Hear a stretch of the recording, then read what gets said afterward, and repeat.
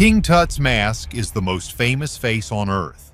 For a century, we believed it was made for the boy king. Was the mask created for Tutankhamun or for someone else? It's made of solid gold, and a lot of people get wowed by that. Tutankhamun's mask has been studied for 100 years, every inch measured, every detail catalogued, fully explained, or so we thought.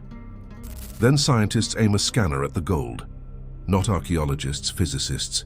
With tools built for jewelers and forensic labs, they are not looking for a mystery. They find one anyway. Sitting on the face of the boy king is a hidden layer, invisible, thinner than a soap bubble, unseen for 3,000 years. And it is not the only thing the metal is hiding. So what is really inside Tutankhamun's mask? And why does the answer make historians deeply uneasy? 1922, the Valley of the Kings. Howard Carter breaks into a sealed tomb and holds up a candle. "Wonderful things," he whispers. 3 years later, his team lifts the last coffin lid. And there it is. Oh, golden face, untouched for over 3,000 years. The mask stands about 54 centimeters tall. It weighs more than 10 kilograms. Almost solid gold, eyes of obsidian and quartz, eyebrows of lapis lazuli, a cobra and a vulture on the brow. To the Egyptians, gold is the flesh of the gods. This is not decoration. It is sacred technology. It helps the soul recognize its own body in the afterlife. For a century, the world calls it flawless, perfect, made for the boy king who died young, but experts keep noticing things that do not add up. Tut dies suddenly, around 19, probably from an infection after a broken leg, and Egyptian law is absolute. A pharaoh must be buried in exactly 70 days, 70 days to carve a tomb, to build 3 nested coffins, to gather thousands of treasures, and to make a solid gold mask from scratch. For a death nobody saw coming. The tomb itself looks rushed. It is tiny. Some paintings look unfinished. The sarcophagus is chipped, as if forced into the room. And many treasures inside were not made for Tut at all. Faces that do not match him, names scraped off and recarved. Then the scientists look at the mask again. Really look. And the questions begin with the gold itself. A team of Japanese researchers gets rare permission to study the mask. Their device is portable, built to read metal without cutting or scraping a single flake. It fires an X-ray beam at a spot 2 millimeters wide, then reads what bounces back. Their goal is modest. Just catalog the materials, confirm how pure the gold is. Nobody expects a headline. The scan confirms the body of the mask is 23-karat gold, royal quality. But the face carries something extra. Sitting on top of that gold is a separate coating. 18-karat white gold, only 28 nanometers thick, thinner than most soap bubbles, completely invisible to the human eye. It has sat on the boy king's face for over 3,000 years, and nobody noticed. White gold gets its pale color from silver, so the face has a slightly different tone than the deep yellow around it. Then comes a second detail. The gold of the face reads about 23.2 carats. The headdress and collar read closer to 23.5.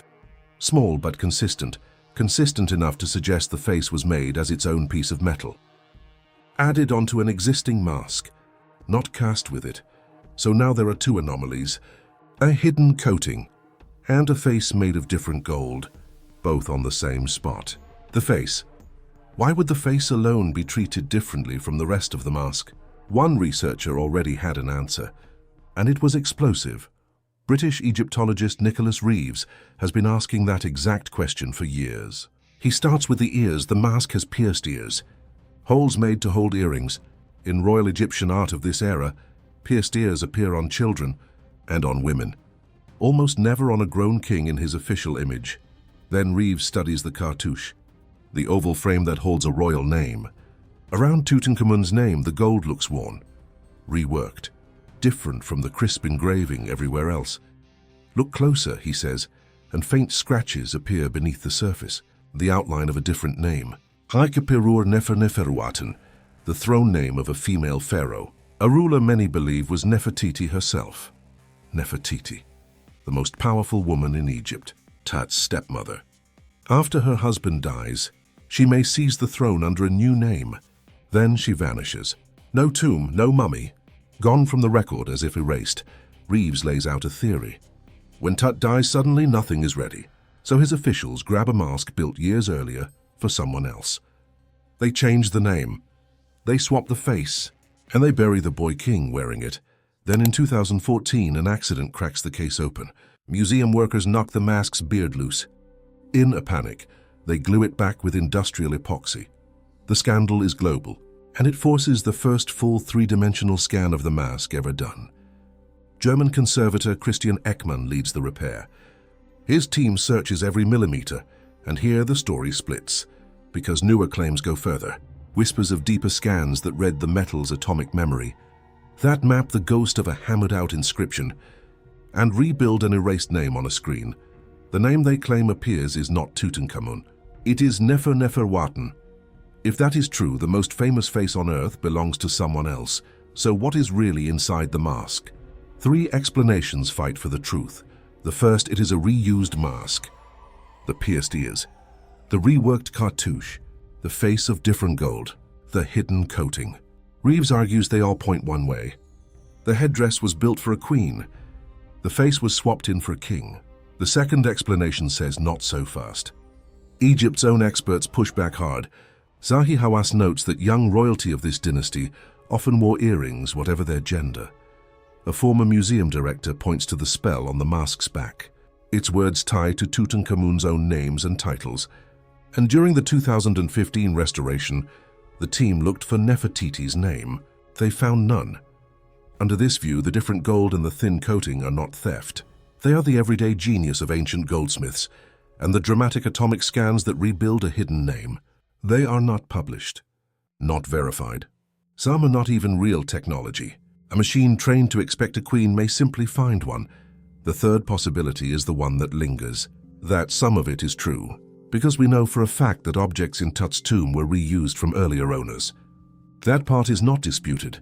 So if the priests recycled coffins and statues in their rush, how far did the recycling go? And where is Nefertiti? Her tomb has never been found.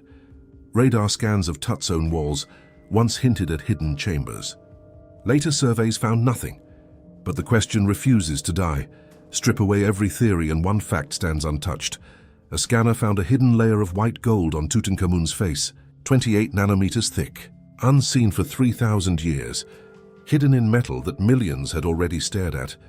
That part is not up for debate. It happened. Whether it points to a stolen queen or to craftsmen far ahead of their time is still one of Egypt's fiercest arguments. So here is the question for you. Was the most famous mask in history made for the boy king, or for the queen who vanished? And if her mask became his, whose face is hiding in her tomb? Tell me your theory in the comments. The gold kept its secret for 3,000 years. We are only just beginning to read it.